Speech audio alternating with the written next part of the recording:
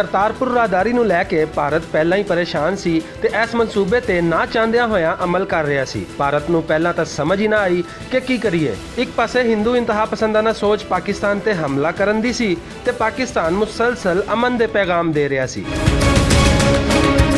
इस सूरत-हाल विच भारत के सियासी सूरमिया ने बड़ा जोर लाया कि किसी तरह हालात इस हद तक लिआंदे जान कि करतारपुर राहदारी का मनसूबा खत्म ही हो जाए। भारतीय सर्जिकल स्ट्राइक का ड्रामा भी इस सिलसिले की एक कड़ी सी, पर जदों किसी भी तरह भारत की जंग वाली दाल ना गली तो हुण 2 अप्रैल को करतारपुर राहदारी के हवाले नाल होने वाले अहम मुज़ाकरात सिर्फ इस गल तो मुअत्तल कर दिते कि पाकिस्तानी मुज़ाकराती कमेटी के 2 अरकान ते भारत को इतराज़ है। यह इतराज़ उदों भी किया जा सकता सी जदों पाकिस्तान वालों कमेटी के मैंबरान दे ना दिते गए सन, पर नहीं, इतराज़ उदों सामने लिआंदा गया जदों मुज़ाकरात की तारीख लागे आ गई ताकि पाकिस्तान कमेटी मैंबरान विच फौरी तौर पर तब्दीली भी ना कर सके। हुण भारत का आखना है कि पहला माहिरीन की कमेटी का इजलास दोबारा बुलाया जाए, यानी भारत नूं जे अपने सिख वासियों नूं दुध देना भी पिया तो मेंगणियां पा के देवेगा। भारत नूं यह अंदाज़ा ही नहीं कि सिख धर्म दीयां भावनावां की ने ते करतारपुर सिखां वास्ते किन्ना अजीम स्थान है। मोदी सरकार ने भारत विच जिवें हिंदुत्व नूं प्रमोट कीता है, उहदे बाद वैसे ही भारत विचों दूजे मजहब की इज्जत करन दा रिवाज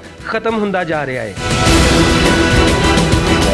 भारत को एहसास हो जाना चाहिए है कि जे हिंदुत्व नूं प्रमोट करन दा यह सिलसिला इंज ही चलदा रहा तो फिर सारे दूजे मजहबां दे मानी हिंदुआं दी भारत माता नूं लीरो लीर भी कर सकते हैं।